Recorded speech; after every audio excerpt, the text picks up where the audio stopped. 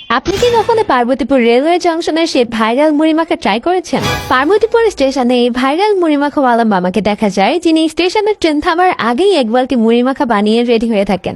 কারণ এই স্টেশনের ট্রেন থামার সাথে সাথে বেশিরভাগ মানুষই হুড়মুড় করে নামে তার থেকে মুড়িমাখা নেওয়ার জন্য। আমিও সেদিন ট্রেন থেকে নামার এই দুঃসাহস করেই ফেলেছিলাম এই মুড়িমাখা খাওয়ার লোভে।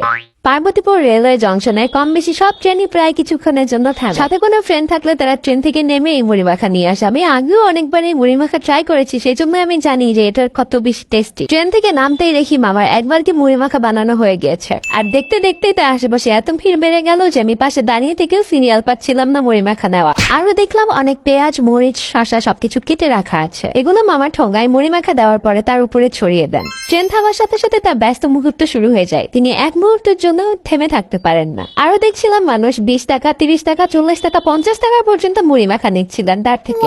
অবশেষে আমিও 20 টাকার মুড়িমাখা নিয়ে ট্রেনে উঠে পড়লাম, কিন্তু ওইদিকে মামার ভিড় এখনো কমেই নাই। যেমন দেখা যাক এই ভাইরাল মুড়িমাখাতে কি কি আছে। এটাতে মুড়ির সাথে দেওয়া ছিল স্পেশাল মুড়িমাখার মশলা, আর সাথে ছিল ডাবলি বুট। আর এই ডাবলি বুটের জন্যই এই মুড়িমাখাটা এত বেশি টেস্টি হয়। সাথে আরো ছিল পেঁয়াজ, মরিচ, শসা সবকিছু কুচি করে কেটে উপরে ছড়ানো। 20 টাকা হিসেবে কোয়ান্টিটি অনেক বেশি ছিল। অবশেষে মামার মুড়িমাখার বালতি একবারে খালি হয়ে গেল এবং আশেপাশে ভিড়ও একবারে নাই বললেই চলে। হুট করে একটা মজার জিনিস খেয়াল করলাম, তিনি যে কাগজগুলোতে মুড়িমাখা দিচ্ছিলেন, কাস্টমাররা মুড়িমাখা খাওয়ার পরে সেগুলো স্টেশনে এদিক সেদিক ফেলে নোংরা করে রাখছিল, আর তিনি এই কাগজগুলো কুড়িয়ে তার ডাস্টবিনের মধ্যে জড়ো করে রাখছিলেন। ট্রেন চলতে শুরু করলেই তিনি তার সব জিনিসপত্র গুছিয়ে আবার সামনের দিকে হাঁটা শুরু করলেন অন্য কোনো ট্রেন আসার অপেক্ষায়। আপনাকে যদি রেটিং করতে বলা হয় তাহলে এই মুড়িমাখাকে 10-এর মধ্যে কত দিবেন? অবশ্যই কমেন্টে জানাবেন।